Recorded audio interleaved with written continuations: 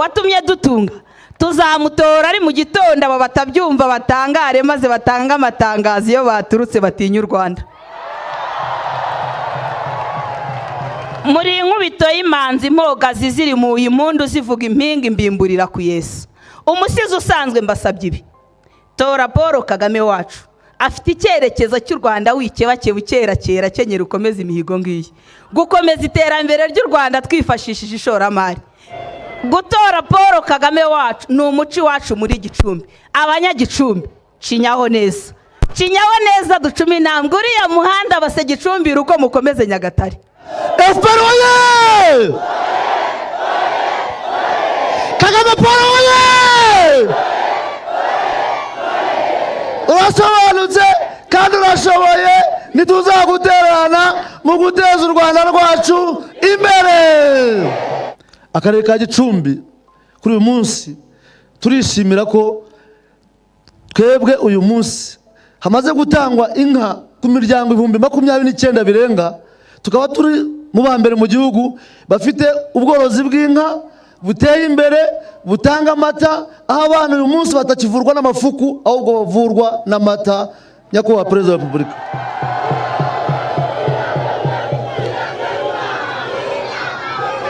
ninde waduhaye amata? Ninde waduhaye amata? Mashakane! Mashakane! Murifuza nde? FPR oye!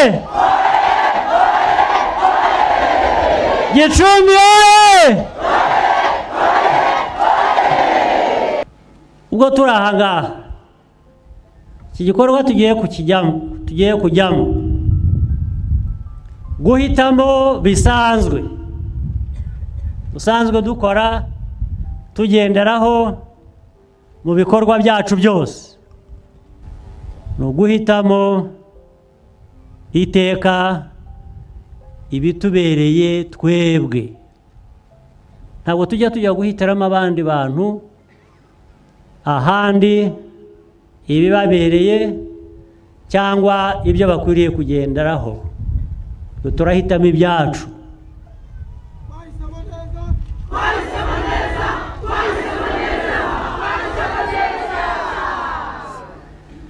Bariya abandi mujya mwumva bashaka guhitiramo Abanyarwanda, bahera mu gitondo babaza icyo warariye, aho wahoze, icyo wavuze, impamvu. Ibyo ngibyo ku Rwanda ntabwo bigikora.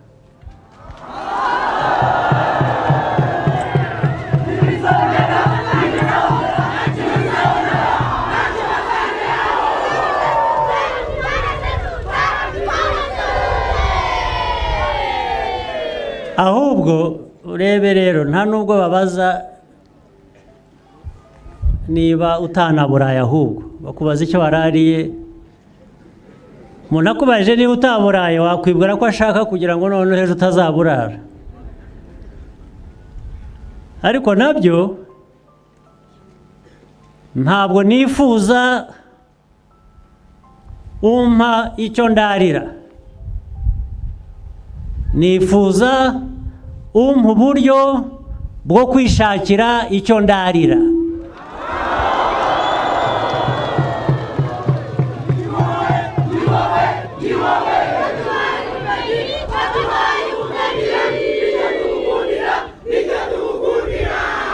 Naho ubundi imyaka ibaye myinshi cyane, Abanyarwanda, Abanyafurika babonwa nk'abantu bakwiriye guhabwa ibyo bararira, bitari ukubaha uburyo bwo kwishakira ibyo bararira. Rero no muri uku guhitamo n'iki gikorwa tugiye kujyamo ni kimwe cyiza kiyongera ku bindi by'inzira u Rwanda rwacu rurimo rwo kwiyubaka, rwo kubaka ubushobozi bwacu, rwo kwigeza aho dushaka, rwo kwihitiramo uko dushaka, rwo gufatanya ibikorwa byacu twifuza byubaka buri wese, bijyana na buri wese, bitagira uwo bisiga inyuma, kugira ngo twigeze aho dushaka. Gicumbi rero ibyo mwabigizemo uruhare, aya mateka mwayagizemo uruhare, turacyakomeza. Itariki 4 ukwezi kwa munani ni ugukomeza ibyo bikorwa, sibyo?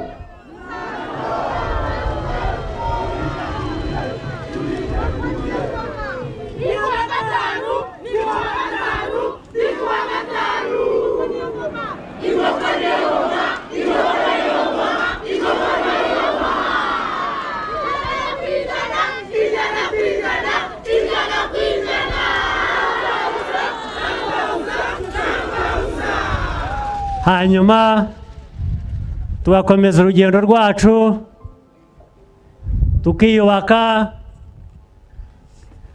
tugaha abaturage bacu amazi, tugaha urubyiruko rwacu amahirwe,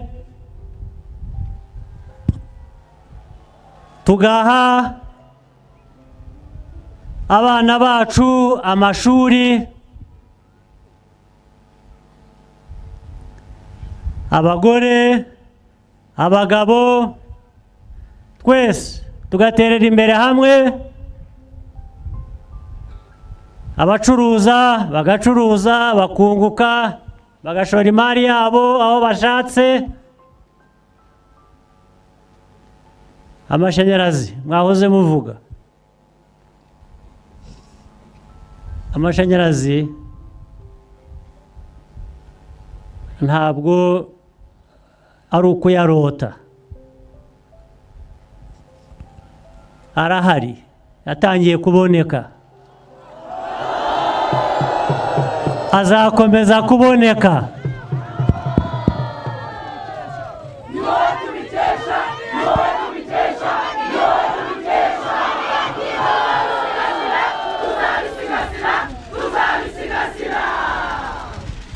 Kubisigasira ibyo tuba twubaka, tuba tumaze kugeraho, ni ngombwa tukubakiraho n'ibindi.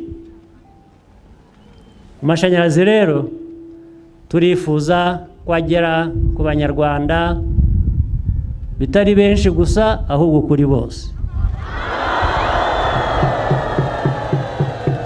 N'amazi n'imihanda igakorwa,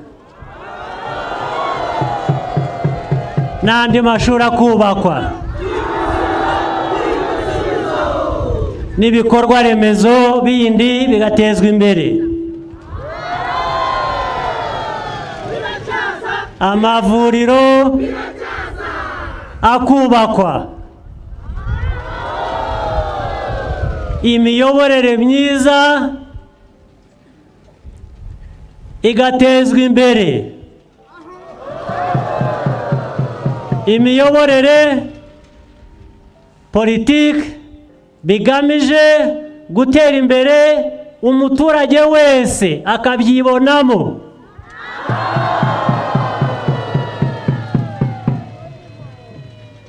Aho abayobozi babazwa inshingano baba bafite ku baturage,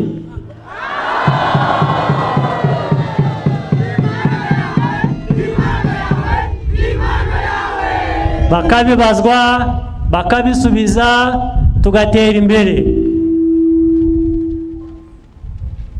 Banyagicumbi, ntabwo mwibeshye mujya gushyigikira FPR Inkotanyi.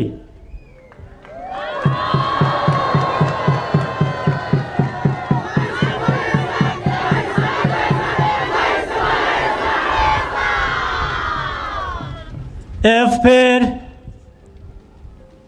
yatangiye urugamba ari ntoya, irarutsinda, irakura, ikuza n'u Rwanda rwacu.